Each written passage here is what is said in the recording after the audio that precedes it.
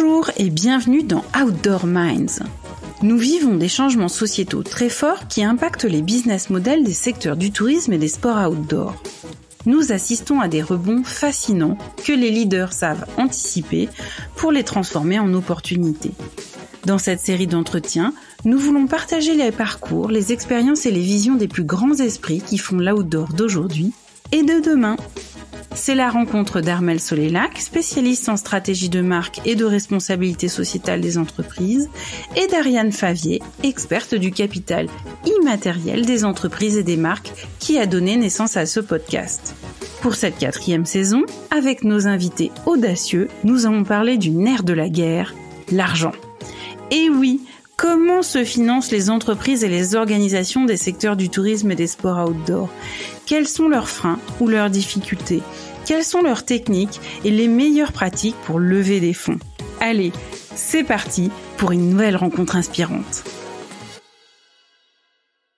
Aujourd'hui, nous avons le plaisir de recevoir Raphaël Masbou, CEO et cofondateur de Loki. Bonjour Raphaël.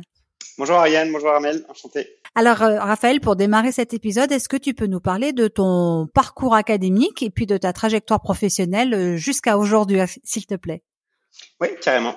Raphaël Masbou, tu l'as dit, j'ai 28 ans et du coup je suis CEO et cofondateur de Loki. J'ai un parcours académique assez classique. J'ai fait une prépa et après une école de commerce, peut-être avec la particularité en école de commerce où j'ai fait un master entrepreneuriat. C'est justement ça qui m'a donné le goût d'entreprendre, le goût de faire des choses et le goût de vraiment agir concrètement. Et en fait, si tu veux, ma seule expérience professionnelle finalement, c'est la création avec mon meilleur ami Benoît et mon associé aussi Jérémy, qui est mon grand frère, de Loki. Pour la petite histoire, peut-être la petite particularité, on a créé Loki finalement sur les bancs de l'école, donc assez jeune à 24 ans. Pourquoi est-ce que vous avez créé Loki et quelle est la proposition de valeur de l'entreprise ? C'est une bonne question. Pourquoi on a créé Loki ? Loki, on l'a créé à la base, ce que je disais, on était à l'école avec Benoît, et c'était vraiment juste au début pour répondre à un besoin très concret.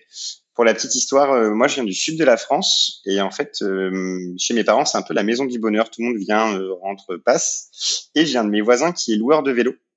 Et en fait, un jour, il est venu, on était avec Benoît, on cherchait des idées d'entreprise dans le cadre de ce master-là. Il me disait, moi, je suis loueur de vélo, j'ai un Excel, un papier, j'ai 3 logiciels différents, je galère un peu à gérer mon activité de location de loueur de vélo. Et c'est là que nous est venue l'idée, donc en fait, de vraiment vouloir répondre à un besoin très simple qu'on avait identifié. Et on a appelé énormément de loueurs dans toute la France et on s'est rendu compte que le problème existait. Et j'aime bien ça parce que c'est en fait Loki, au début, on l'a construit sur quelque chose de très simple, juste répondre à ce problème-là. Et aujourd'hui, la mission, elle a changé. On devient vraiment une société à impact. On veut vraiment transmettre des valeurs. On a des ambitions fortes. Et donc, la mission a évolué de vraiment comment on fait pour démocratiser des expériences de loisirs durables, collectifs, via la location d'équipements. Et donc, ça qui est assez intéressant dans la construction du projet. Et concrètement, c'est quoi les plus gros challenges que tu dois relever dans ton travail avec Loki ? Peut-être juste avant pour dire un petit peu ce qu'on fait, je pense que ça peut être utile. Ce qu'on fait un petit peu aujourd'hui, donc on est vraiment spécialisé sur la partie outdoor et globalement on fait en sorte que la location d'équipements sportifs soit une expérience sans compromis, à la fois pour vous, Armelle, Ariane en tant que consommatrice et pour le loueur en tant que professionnel. Donc concrètement, en fait, on a créé la première marketplace de location de vélos et d'autres équipements sportifs en France pour proposer cette expérience. Donc je dis n'importe quoi. Demain, vous allez à côté de Grenoble, vous avez réservé votre train, votre Airbnb ou un autre logement, par exemple sur Gringo. Tout est fait sur la partie logistique. Quand on vient à la partie activité, c'est un peu plus simple, un peu plus compliqué, pardon. Et donc on vous met en relation avec tous les loueurs d'équipements sportifs à destination. Donc c'est un petit peu le but. Et concrètement, les plus gros challenges qu'on doit relever, il y en a beaucoup. Pour en choisir quelques-uns, peut-être. J'ai dit, on est assez jeune avec mes associés. On a 28 ans. Aujourd'hui, on manage une équipe de 35 personnes. Donc forcément, il faut apprendre en faisant. Et la RH, c'est un vaste sujet, mais c'est hyper intéressant. Et je pense que un des gros challenges qu'on a, c'est peut-être plus sur notre partie business, qui est en fait de vraiment convaincre que la location fait partie des solutions pour répondre à des enjeux, à nos enjeux environnementaux. mais ce qui est aussi hyper intéressant, parce qu'en ce moment, les entreprises sont un petit peu fragilisées par la crise économique qu'on connaît. Et en fait, c'est dans ces moments-là qu'on invente les plus beaux modèles, en tout cas qu'on se réinvente.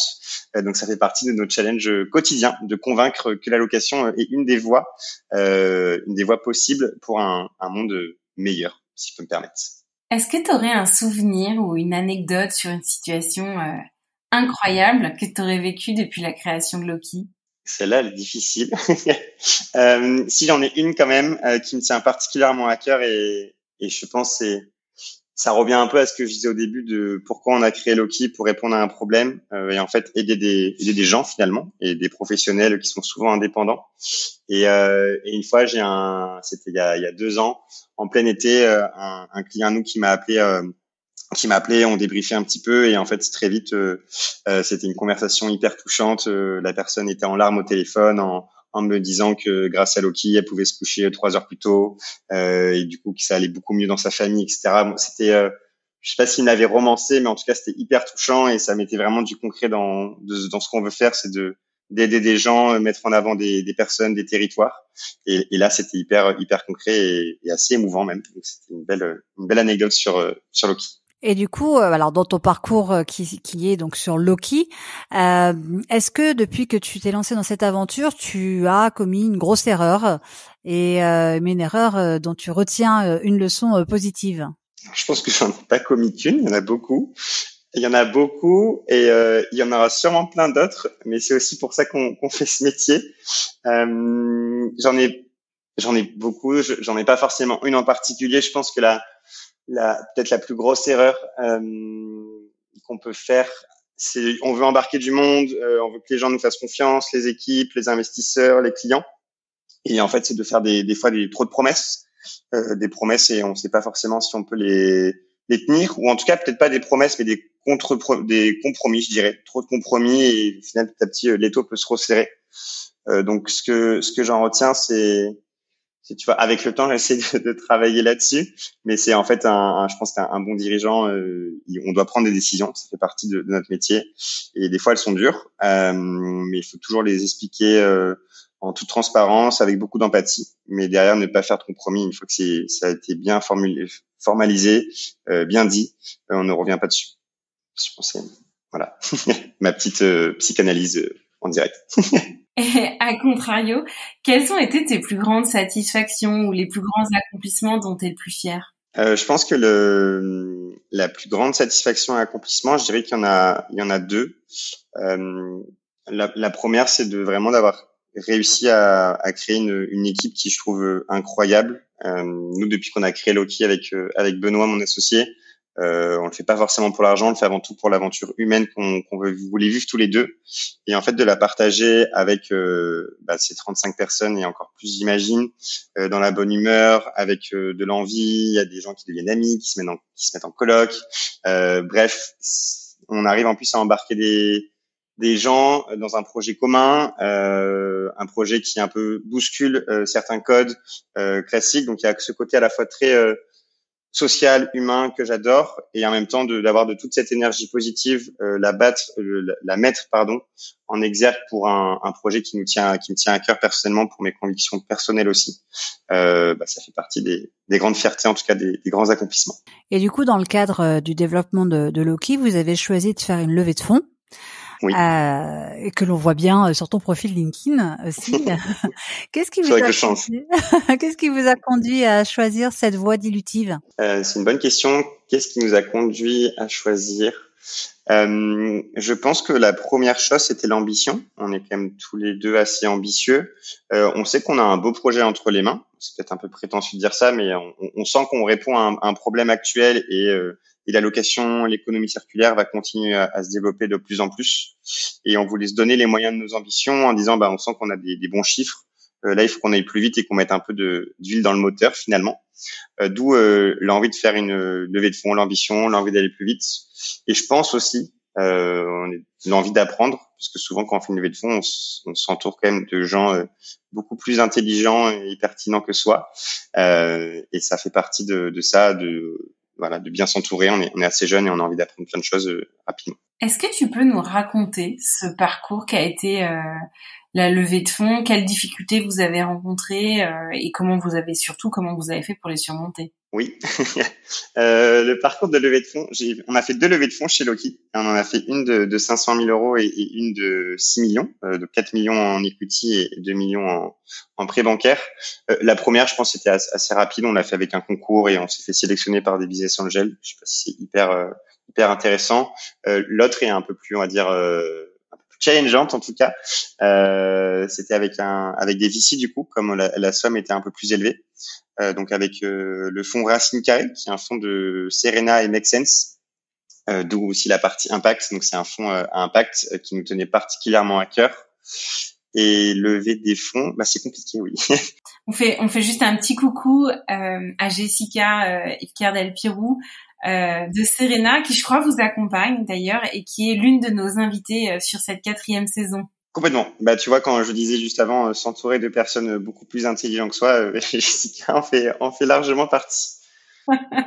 Alors, raconte-nous ton parcours du combattant. Un beau parcours. Est-ce que c'est du combattant? Non, c'est que ça prend du temps. Lever des fonds, c'est difficile.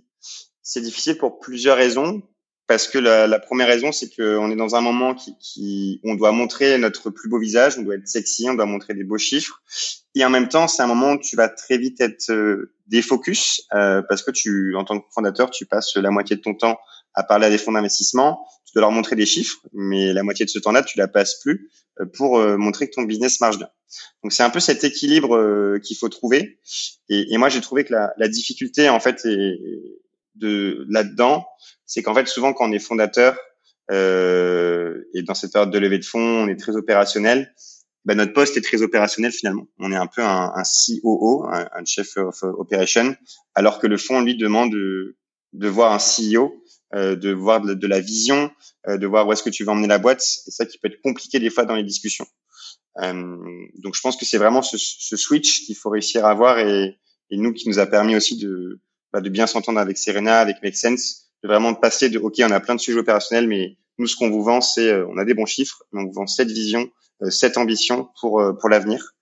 Et c'est ça qui est le plus important finalement. Et du coup, tu retiens quoi de cette aventure de levée de fonds? Que c'est fatigant. Après combien de temps? On a fait ça assez rapidement. On a commencé à parler un petit peu à des fonds en janvier. On a vraiment lancé ce qu'on appelle le roadshow, donc la levée de fonds, à partir de mars. Et tu vois, on a eu les premières term sheets en juillet, avant l'été. C'est 3 mois, on va dire. C'était assez rapide, même si j'aurais préféré que ça soit encore plus rapide. Qu'est-ce que j'en retiens? Ce qui est intéressant dans la levée de fonds, c'est moi ce que j'aime bien cet exercice. Pourquoi j'aime bien, c'est un peu la vie entrepreneuriale en mode accéléré, je trouve. Quand on devient entrepreneur, on le fait parce qu'on aime bien, je pense qu'on est un peu pas torturé, mais on aime bien les émotions qui peuvent être très fortes mais dans les deux sens. Et en fait, la levée de fonds, c'est ça, c'est tu as des émotions énormes de bonheur, on te fait confiance, donc tu es au top du top.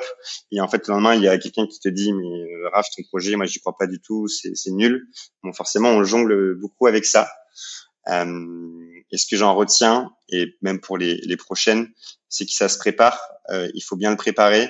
Il faut avoir un coup d'avance. Il faut réussir. C'est difficile à faire, mais bien donner son timing à soi et pas se laisser embarquer dans le timing des autres. Parce que nous, on a une boîte à faire tourner. Et c'est important, donc de bien timer la levée. Est-ce que tu as vécu ce parcours un peu particulier où, comme tu l'as dit, il y a cette adrénaline, c'est ce moment d'excitation extrêmement fort. L'apogée, c'est un petit peu le moment où tu as le chèque qui tombe finalement, ou le virement plus exactement.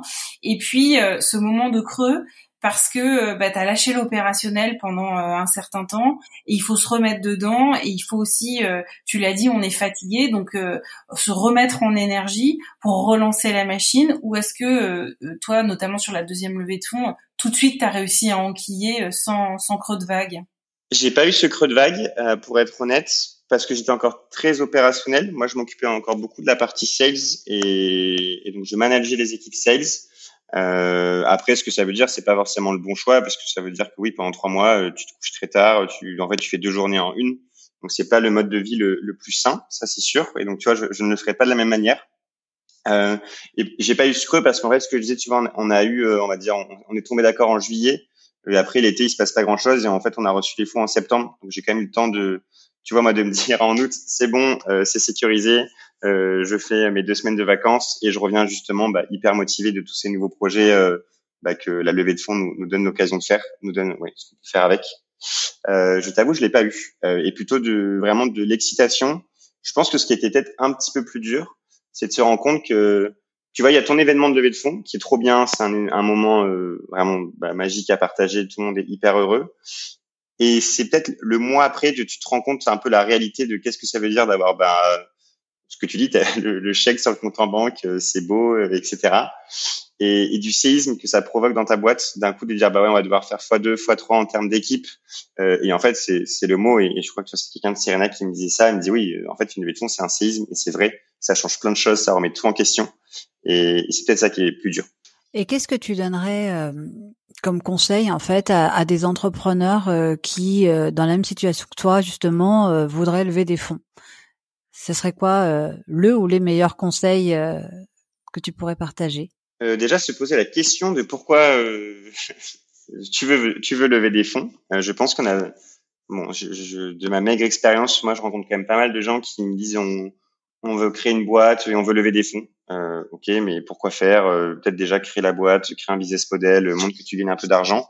Et ce sujet investissement viendra dans un second temps. Et je pense que c'est important de questionner le besoin.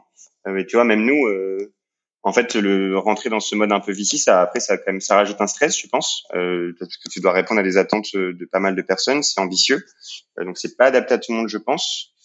Et je parlais un petit peu tout à l'heure du timing, c'est d'aller vite, c'est important. Et peut-être le dernier petit conseil par rapport à ça, de choisir ses fonds et pas l'inverse. C'est peut-être celui-là le plus important d'ailleurs. Je pense que c'est hyper important de se rendre compte qu'un fonds d'investissement, alors c'est un peu le cas aussi avec des BA, mais encore plus avec un fonds, c'est des gens que vous voyez tout le temps, avec qui vous allez travailler. Vous allez avoir des boards, il va y avoir des discussions qui sont intenses, on va être d'accord, pas d'accord. Mais si vous choisissez des gens avec qui vous vous sentez pas à l'aise, il n'y a pas de fit, vous n'avez pas la même vision, mais juste pour le ticket derrière, je pense que c'est c'est toutes les conditions qui vont créer l'échec de l'entreprise. Donc attention à ça. Comment t'as fait toi pour choisir les investisseurs, les VC? Comment j'ai fait justement, on parle un petit peu de timing tout à l'heure. Ce que j'ai fait au début pour me pour me rôder un petit peu dans le roadshow justement qui est une étape un peu particulière. Au début, tu rencontres un peu les gens, tu te dis bon on va dire tiers B, tiers C, tu vois, tu mettais tiers A, tu chauffes un peu ton discours, tu prends les retours et tu vois comment ça se passe. Et après d'aller vraiment voir ceux avec qui tu avais envie de travailler. Et moi pour le coup moi, j'ai un gros fit avec Léa, qui est notre board member, donc Make Sense, Serena, Racine Carré, où justement il y avait vraiment cette ambition de faire de la croissance, mais en même temps, on sait grâce à ça, on devient une société à impact, on devient une société à mission. Donc de vraiment comment on arrive à combiner, tu vois, business et impact. Et du coup, Léa nous aide vachement là-dedans. Donc c'était vraiment sur le fit et sur le partage des convictions et de l'ambition. Et du coup, par rapport à notre industrie, justement, qui a beaucoup évolué ces 10 dernières années, est-ce qu'il y a des évolutions, toi, alors, de ton jeune âge entrepreneurial et de jeune âge tout court, 28 ans, est-ce qu'il y a des évolutions quand même qui t'ont marqué, des choses que tu vois qui s'accélèrent et que tu sens plus prégnantes que d'autres? Ouais, je pense que sur l'outdoor, t'as raison de mon jeune âge et de ma jeune expérience dans ce milieu-là. Il y a quand même, mais je pense que je suis pas seul à le dire, il y a quand même un énorme boom des pratiquants où je pense que l'outdoor était avant un peu réservé à des initiés, tu vois, je suis un bon skieur, je suis un bon vélociste, voilà, je suis un bon cycliste, pardon, globalement. Et aujourd'hui, on se rend compte, et encore plus depuis le Covid, bon, je pense que ça a forcément joué, il y a un énorme terrain de jeu pour tous. Il y a plein de sujets qui sont en train d'être pris par l'outdoor que je trouve hyper intéressants, notamment sur, tu vois, la seconde main. Il commence à y avoir de l'éco-responsabilité de la part des retailers et la location, dont évidemment je fais partie. On essaie de transformer ces retailers à la location. Donc je pense que c'est quand même les trois grandes choses. Plus de pratiquants qui sont beaucoup plus divers, l'avènement de la seconde main qui est maintenant vraiment qui existe dans le milieu de l'outdoor. Je pense à des solutions comme Baroudeur, par exemple. Et de plus en plus, ce fait que cette démocratisation des expériences et notamment de la location. Comment est-ce que tu vois le futur de notre industrie pour les 10 prochaines années? Ouais, je le vois assez simplement. Plus de durabilité, plus d'éco-responsabilité.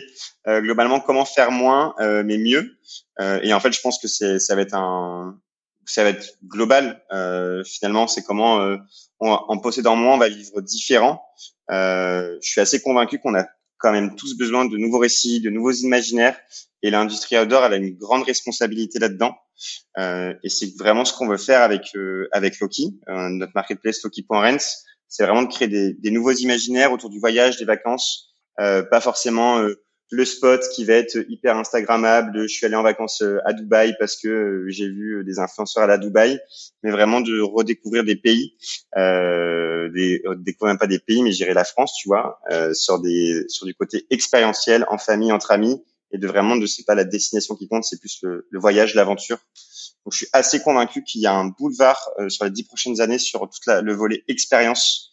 Et c'est vraiment eux qui vont tirer leur épingle du jeu, ceux qui vont vraiment proposer des aventures uniques, ancrées dans leur territoire, plutôt que juste de la consommation à tout va, qui ne marchera plus. Et est-ce que tu aurais un conseil de livre, de documentaire ou de film ou des gens à écouter en podcast ou je ne sais quoi, sur justement la levée de fonds ou sur le business ou cette vision que tu viens de nous partager qui pourrait être inspirant? Ouais, il y a un livre génial que je recommande souvent. Alors le titre est pas incroyable en français. Ça s'appelle Confession d'un entrepreneur pas comme les autres de Yvon Chouinard, pardon. Je sais pas si vous l'avez lu. C'est le fondateur de Patagonia et c'est extraordinaire en fait de dire il se rend compte que sa boîte devient tellement grande et qu'elle est plus en adéquation avec les valeurs pour lesquelles il l'a créée. Et comment il jongle là-dedans et de vraiment créer une entreprise à impact et que son entreprise change les choses à son échelle. Je trouve ça hyper inspirant au quotidien. Ouais, je crois que si Ariane et moi, on avait touché 100 € à chaque fois que quelqu'un nous avait recommandé ce livre-là, c'est vrai. On serait très riche. On n'aurait pas besoin de faire aucune levée de fonds. Tu m'étonnes. Mais en même temps, ce bouquin est incroyable. Merci beaucoup, Raphaël Masbou, CEO et cofondateur de Loki, d'avoir été notre invité pour cet épisode.